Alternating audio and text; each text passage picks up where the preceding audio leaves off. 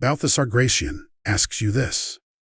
Have you given your heart with all sincerity, only to receive cold indifference in return, leaving you feeling empty?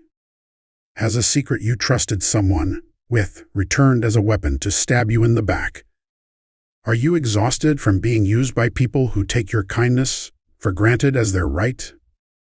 If so, abandon those vain expectations immediately and wake up to the cold reality.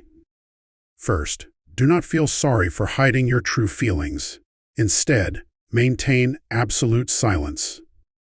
You may have believed that honesty is the only key to conveying sincerity, but in the ruthless game of human relationships, showing all your cards is not trust. It is suicide. Shallow water, where the bottom is clearly visible, is feared by no one. However, the abyss, whose depth cannot be fathomed, makes people tense by its very existence. People quickly grow tired of those they have figured out, but they hold curiosity and reverence for those they cannot read.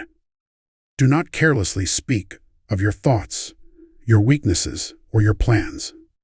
Closing your mouth and concealing your intentions is not deceiving others. It is the most elegant armor to protect your dignity from rude intrusions. Silence makes you mysterious, and that mystery completes your authority. If you say everything, you become nothing more than an easy-to-read book, read once, and ruthlessly discarded. Second, do not be someone who is always available. Instead, willingly become someone who is missed. People only seek the well when they are thirsty. Once their thirst is quenched, they turn their backs on it. This is not because they are evil, but because it is human nature to forget gratitude for what one already possesses.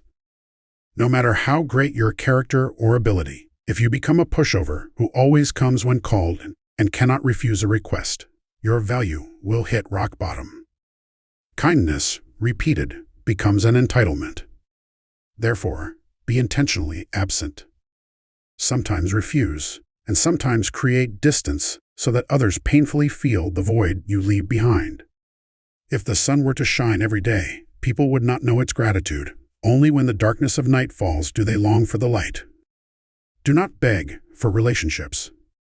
When you take a step back and treat yourself as precious, others will finally look up to you as a high being they cannot treat lightly.